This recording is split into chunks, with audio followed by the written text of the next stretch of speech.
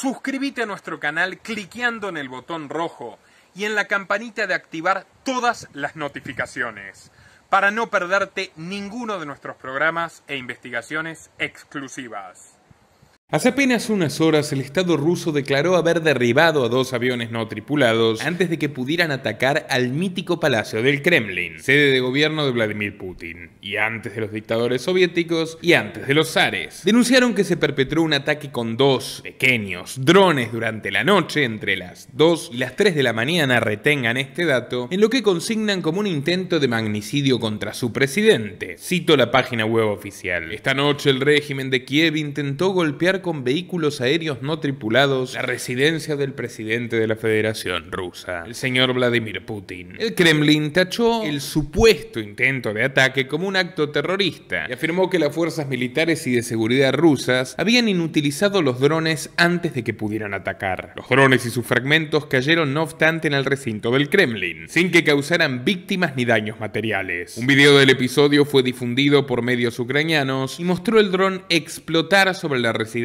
presidencial rusa. Sobre y no dentro, reitero, cabe destacarlo. El portavoz del Kremlin, Dmitry Peskov, declaró a la agencia de noticias estatal RIA Novosti que Putin no se encontraba en el Kremlin en aquel momento y que estaba trabajando desde la residencia de Novo-Ogariovo. El Kremlin añadió que Putin se encontraba a salvo y que su agenda no había mutado en lo más mínimo. Poco después difundió unas fotografías del mandatario reunido con el gobernador regional de Nizhny Novgorod, Gleb Nikitin. La agencia oficial TASS citó el comunicado diciendo que la administración rusa considera el suceso como un atentado deliberado contra la vida de Putin, días antes del famoso Día de la Victoria, que en Rusia se celebra el 9 de mayo. La presidencia advirtió que Rusia se reserva el derecho de tomar medidas de represalia donde y cuando lo considere oportuno y con las armas que estime convenientes. Esto es muy importante tenerlo en cuenta. El Kremlin no presentó absolutamente ninguna prueba del incidente denunciado y su declaración incluía pocos detalles. Por su parte, Ucrania negó cualquier implicación en el presunto ataque. Mikhailo Podolyak, el más conocido portavoz de Zelensky, consignó que atacar Moscú no resolvería ninguno de sus problemas militares. Y en una línea similar, el secretario de Estado norteamericano Antony Blinken sentenció que es imposible validar la información declarada por el Kremlin y que merece ser tomada con pinzas. El supuesto ataque frustrado se produce tras una serie de incidentes, incluidos ataques de sabotaje a trenes, previos a las populares celebraciones por el aniversario de la victoria en la Segunda Guerra Mundial. En los últimos 5 días han descarrilado 2 trenes rusos a causa de explosiones, al mejor estilo de lo que ocurrió en Ohio a comienzos de este año, porque los rusos nunca quieren quedarse atrás de la moda norteamericana. También se han incendiado depósitos de petróleo en Crimea y sus alrededores y han volado líneas eléctricas cerca de San Petersburgo. La histriónica y absurda cobertura del aparato de propaganda estatal y paraestatal de Rusia es que su nación está bajo ataque, siguiendo la esquizoide declaración de Putin a mediados del año pasado, cuando afirmó que Ucrania estaba intentando invadir Rusia, algo perfectamente orwelliano, en la línea de la guerra es la paz, los invadidos son los invasores. Varias ciudades cercanas a la frontera ucraniana, pero también algunas más lejanas, han cancelado los desfiles tradicionales por el Día de la Victoria, pero Moscú ha prometido que el desfile central de la Plaza Roja se celebrará con normalidad. El vocero del Kremlin, Dmitry Peskov, declaró que el desfile de Moscú se desarrollará como estaba previsto, sin ningún cambio en los planes. El alcalde moscovita, por su parte, anunció la prohibición de los drones privados en la capital rusa. En un comunicado, Sergei Sobyanin, uno de los tantos putinistas miembros del foro de Davos, que se hizo famoso por sancionar con 5 años de cárcel a quienes violasen la cuarentena soviética de 2020, dijo que se prohibirían los vuelos de drones a menos que se obtuviera un permiso especial gubernamental. Y cuando le preguntaron en una rueda de prensa qué ocurriría con los adolescentes que suelen jugar con drones, sostuvo que tendrán que olvidarse de esa costumbre viciosa si no quieren terminar enclaustrados en un reformatorio. Bien didáctico. Bueno, lo más importante de todo es señalar que no cabe la menor duda de que esto se trata de una payasada patética. No porque que no exista en el gobierno ucraniano quien con buenas razones quiera acabar con la vida de Putin. Tal es el caso del jefe de inteligencia militar Kirilo Budanov, que lo ha propuesto varias veces a su jefe Zelensky. El punto es que la realidad es que ni Zelensky ni los Estados Unidos tienen la más remota intención de llevar adelante una acción de este tipo. Parte de los famosos documentos del Pentágono, que se filtraron misteriosamente en las últimas semanas, exponen que los Estados Unidos prefieren a un, entre comillas, enemigo conocido, como Putin, a la inestabilidad que podría generar su deceso, al que de hecho temen, más por causas de salud que por cualquier otra razón, porque como todos sabemos, hay numerosos indicios de que Putin padece cáncer de colon y Parkinson simultáneamente. Pero no me crean a mí, hay datos bastante más contundentes. Por ejemplo, los levanta un portal norteamericano bastante filo ruso, de hecho, Siroid, el pasado 25 de abril, y a su vez basándose en información del Washington Post, que informa que la Dirección de Inteligencia Militar ucraniana, que estaba planeando grandes ataques dentro de Rusia en febrero, se vio obligada a posponerlos por presión de los Estados Unidos. Precisamente el informe citaba documentos filtrados por el aviador Jack Teixeira, donde se releva que el general Kirilo Budanov, que acabo de mencionarles, tenía intenciones de cobrarse una venganza en el aniversario del comienzo de la sanguinaria invasión rusa a Ucrania, pero que según un informe de la CIA fechado el 22 de febrero, Washington ordenó paralizar la operación, que no se trataba de un absurdo atentado al Kremlin, sino de utilizar TNT para atacar a la ciudad portuaria de Novorossiysk en el Mar Negro. El informe del Post sugiere que Estados Unidos no quería bajo ningún concepto que Budanov siga adelante con sus planes por la preocupación de una escalada rusa que podría estar preparándose para mayo, es decir, para este mes. Lo cierto es que de ninguna manera el gobierno ucraniano puede permitirse desobedecer a los Estados Unidos, y lo más importante de todo es tomar en cuenta que lo que ocurrió es completamente contrafáctico si partimos de la hipótesis de que querían eliminar a Putin. Todo el mundo sabe, no es ningún secreto, que Vladimir Putin lleva años sin dormir en el Kremlin, que puntualmente desde que comenzó la guerra pasa un mínimo de horas allí, y que es materialmente imposible que un país que, por más pobre que sea, porque Rusia es muy pobre, invierte absolutamente todos sus recursos en defensa, no puede haber detectado y eliminado antes ese par de drones irrelevantes de que lleguen a la cúpula del Kremlin. Rusia tiene un sistema antimisiles nucleares que es de las pocas innovaciones técnicas envidiadas que ha desarrollado en los últimos años, preparado para resistir parte de una eventual guerra nuclear con las mejores ojivas de Estados Unidos, mucho más avanzadas que las rusas. ¿Bajo qué criterio se les ocurre que un par de drones del mismo tamaño el que puede tener usted en su casa van a llegar directamente al Palacio de Gobierno? Es totalmente evidente y objetivo que nadie quería matar a Putin. Y si nos ponemos a pensar en las motivaciones de una falsa bandera, podría ser tranquilamente para justificar esta presunta ofensiva rusa que se barajaba para mayo. Ante los ojos de una población cada vez más hastiada por las consecuencias económicas desastrosas, por el éxodo masivo de jóvenes que huyen para no ser enviados a morir al frente ucraniano, y por las cada vez mayores restricciones a la libertad individual y a la privacidad dentro de Rusia que se motorizan sobre pretexto de la guerra. La semana pasada con Nicolás Martínez Laje les mostramos exactamente el fragmento de un programa de televisión rusa donde hablaban de cómo prepararse ante una eventual guerra nuclear y para luego gobernar al mundo. Un completo disparate, pero que parecería refrendado por la dirección que están tomando los acontecimientos en este momento. También mencionamos que sectores nacionalistas duros de Rusia y el propio Yevgeny Prigozhin, chef de Putin, un importante oligarca belicista, dueño del grupo Wagner, este comando paramilitar dirigido por el neonazi Dmitry Utkin, que se dedica a hacer el trabajo sucio de torturas y ejecuciones de civiles en Ucrania, en Siria y en África para las fuerzas militares rusas, estaban presionando a Putin para mejorar el desempeño de lo que hasta ahora ha sido un absoluto fracaso. Y hay muchos elementos dentro de lo que podría denominarse el Estado profundo ruso que abogan por el empleo de armas nucleares tácticas en Ucrania, lo cual sería una caja de Pandora y podría generar una tercera guerra mundial definitivamente nuclear y llevar al planeta entero al borde del apocalipsis, pero todo sea con tal de evitar una derrota catastrófica que podría terminar con todos estos mafiosos, de Putin a Prigozhin y muchos otros más, muertos o en la cárcel. Entonces tendremos que seguir muy expectantes cuál será la acción de Rusia a partir de este supuesto atentado, que permítanme decirles está al nivel de la banda de los copitos que se supone que quiso acabar con Cristina Kirchner el año pasado. Los rusos han sido históricamente expertos en falsas banderas y parece que la decadencia influencia les ha llegado también a la hora del show. Recordemos que Putin llegó al poder, algo que narro en mi documental sobre el tema, que llegó a tener más de 2 millones de espectadores en su día y que hemos republicado recientemente, por una serie de autoatentados perpetrados por las FSB que él mismo fundó, la Agencia de Inteligencia Federal sucesora de la KGB soviética. En el año 99, cuando se postulaba como sucesor de Boris Yeltsin y tenía apenas un 16% de aprobación, ocurrieron una serie de atentados que dieron lugar a la Segunda Guerra contra Chechenia, donde se lució como un comandante impiadoso, lo que permitió aumentar su popularidad drásticamente hasta llegar al 40% en cuestión de semanas. Eso fue decisivo para ganar la votación y convertirse en presidente por primera vez, pero se terminaría descubriendo que en estos atentados había personas acreditadas como agentes de la FSB llevando los explosivos a los edificios, lo cual quedó meridianamente demostrado en el incidente de Ryazan, que fue frustrado por la policía local, pero se encontró con explosivos de uso militar RDX a estas personas que se acreditaron debidamente como agentes de la FSB y que fueron liberadas a pocas horas de su detención. En otras palabras, la falsa bandera no es un monopolio de los Estados Unidos y lo que más debe preocuparnos no es desentrañar cómo se perpetra una falsa bandera, que en este caso está a los ojos de todo el mundo, sino cuáles son las intenciones, cuál es la reacción de opinión pública, cuál es la manipulación, cuál es el mensaje al mundo que se quiere lanzar a partir de ella. Así que bueno, estimados amigos, los invito a compartir este video en todas sus redes y grupos, a darle like para que YouTube lo recomiende a más gente y a pasar por el breve popurrí informativo que realicé ayer, explicando algunas de las claves del milagro paraguayo, que hay países donde definitivamente se defiende a la libertad, por más que sean una minoría, y donde repasamos el show humorístico de Joe Biden en la cena de corresponsales de la Casa Blanca, mientras quiebran más y más bancos en los Estados Unidos, amenazando a todos los ahorristas del sistema. Y también les contamos el comienzo de las reuniones entre Sánchez y Petro, que buscan escapar de sus respectivas crisis y colapsos, sonriendo y tomando Coca-Cola Light delante de las cámaras. Es muy importante para nosotros que nos apoyen desde tan solo $2 a través de la opción Unirte de YouTube, Patreon, Bitcoin o Mercado Pago para sostener nuestro trabajo periodístico. Y recuerden que a partir de $5 mensuales tienen acceso a todo tipo de recompensas exclusivas, incluyendo el acceso a todos nuestros programas de años anteriores que ya no están disponibles para todo el público. Recuerden, patreon.com/Nicolás Moraz y la opción desde $5 mensuales. Sean bienvenidos, muchas gracias y nos veremos muy pronto con nueva información.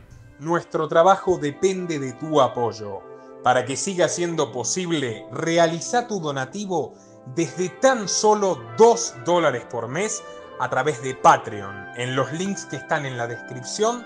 o en el comentario destacado. También podés hacerlo a través de la opción Unirte de YouTube y si estás en Argentina, con el medio de tu preferencia a través de Mercado Pago.